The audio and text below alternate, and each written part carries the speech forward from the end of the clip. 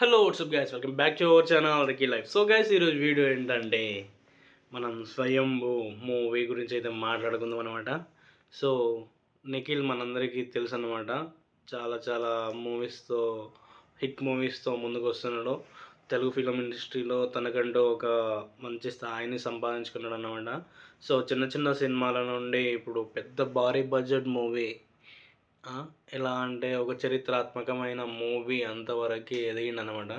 So స్వయంభూలో తన getup చూసిన, స్వయంభూ మూవీలో తన యాక్షన్ చూసిన, విజువల్స్ చూస్తుంటే నాకైతే ఇది నెక్స్ట్ లెవెల్ అనిపిస్తుంది.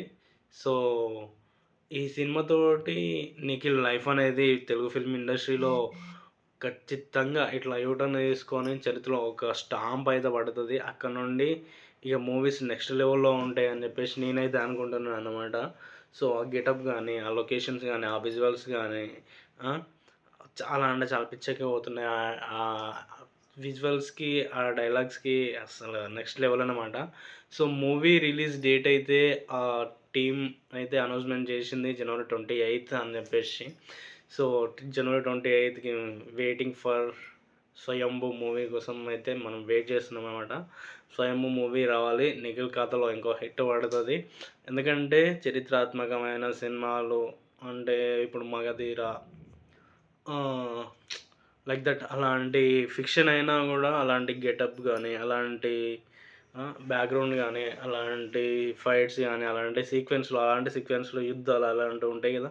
అలాంటి సీక్వెన్స్లో ఫస్ట్ మూవీ అని నేను అనుకుంటున్నాను నిఖిల్ది. So Nikhil all the best. ఇంకోటి ఏంటంటే ఖచ్చితంగా ఈ మూవీ హిట్ అవుతుంది. అంటే గెటప్ ఇట్లా చూసినప్పుడు నాకైతే అనిపించింది. మీరు చూసినట్లయితే ఒకసారి టీజర్ చూసినట్లయితే, గ్లింప్స్ చూసినట్లయితే మీకేమనిపించిందో ఒకసారి అయితే కామెంట్ చేయండి. సో అంటిల్ దెన్ నెక్స్ట్ వీడియోతో నేను మీ ముందుకు వస్తాను. Bye bye.